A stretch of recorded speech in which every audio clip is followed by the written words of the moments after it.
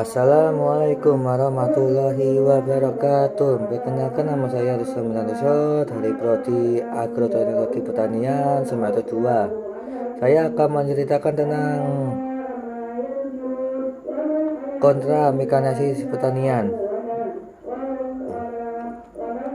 sebagai aktivitas inovasi teknologi yang bertujuan untuk memudahkan proses pertanian bagi sebagai besar masyarakat Indonesia. Mekanisasi interaktif dengan penggunaan traktor. Hal ini dikarenakan pada tahun 1946 saat pengenalan teknologi sejarah, traktor merupakan salah satu alat yang diperkenalkan.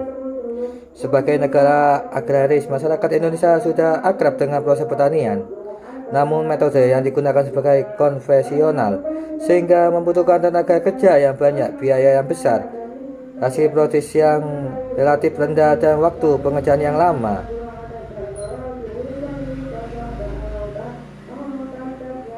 Mekanisasi pertanian hadir guna mengatasi permasalahan yang kelar muncul dari penggunaan metode konvensional yang seluruh prosesnya masih mengendalikan tenaga manusia. Traktor sebagai salah satu bentuk implementasi inovasi teknologi di bidang pertanian jelas memberikan dampak yang signifikan bagi para petani.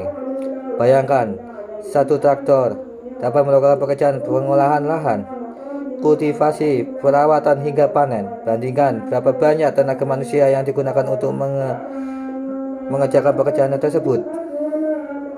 Dengan penerapan pertanian modern, para petani dapat mengirim tenaga dan mendapatkan hasil produksi yang lebih banyak dalam waktu yang lebih singkat.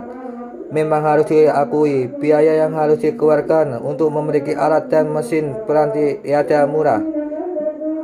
Namun jika dilakukan perhitungan secara sesama, maka akan terlihat keuntungan yang signifikan antara menggunakan alutsista dan tenaga manusia. Tujuan mekanisasi. Mekanisasi membawa perubahan yang besar bagi dunia pertanian.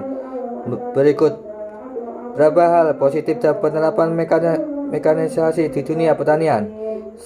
Meningkatkan produktivitas tenaga kerja pertanian. 2. Meningkatkan produktivitas lahan pertanian. 3. Menurunkan biaya produksi. 4. Mengurangi beban kerja petani. 5. Meningkatkan kualitas dan kualitas produksi. Penerapan mekanisasi harus memperhitungkan biaya dan pemilik alutsista yang tepat. Lahan yang diolah akan sangat menentukan alutsista yang digunakan dalam penerapan. Persiapan penggunaan alat mekanisasi yang harus dilakukan di antara lain: 1. Pengolahan lahan. 2. Pengolahan dan pengolahan irigasi dan drainase. 3. Pembuatan jalur transportasi asisten dan pengakuan hasil panen. Berdasarkan pengalaman, cara mekanisasi pertanian diawali dengan 1. Penataan lahan. 2. Pengendalian udara.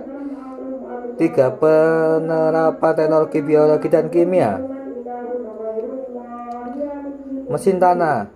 Mesin tanah hadir untuk memudahkan proses tanah. Jika dulu proses tanah harus melibatkan banyak tenaga manusia, kini sudah hadir sebagai mesin tanam, mulai dari tanam padi, singkong, hingga jagung. Prinsip kerjanya sebagai berikut: 1. Pembukaan alur dan membuat lubang. 2. Mekanisme menjatuhkan benih. 3. Menutup alur atau lubang. Mesin penyiangan digunakan pasca petanam. Tujuan adalah untuk memelihara lahan dan tanaman. Prinsip kerjanya sebagai berikut: 1. Memberantas tumbuhan liar atau tanaman pengganggu. 2. Mempertahankan kadar lengah tanah. 3. Memacau hingga mikrob bahan di dalam tanah agar lebih aktif. 4. Menghasilkan kandungan usul hara tanam. 5. Mengeburkan tanah. Mesin penumbuk. Proses utama dari pemumpukan adalah menambahkan zat tertentu ke dalam tanah guna menunjukkan pertumbuhan dan perkembangan tanaman agar lebih optimal. Pemupukan adalah yang ditambahkan langsung pada tanaman dan ada juga yang dialihkan ke seluruh irigasi sebagai tanaman. Nutrisi petani harus mengerti mengenai kebutuhan tumbuhan yang ditanam, pupuk dan nutrisi tanaman yang dibutuhkan. Inilah manfaat dari inovasi teknologi biologi di bidang pertanian. Banyaknya jenis pupuk, perbedaan manfaat, serta perbedaan cara menggunakan membuat alat untuk memupukkan pun tidak hanya ada satu macam saja. Sekian dari saya. Kalau ada kata-kata yang kurang bagus, harap dimaklumi. Terima kasih. Assalamualaikum warahmatullahi wabarakatuh.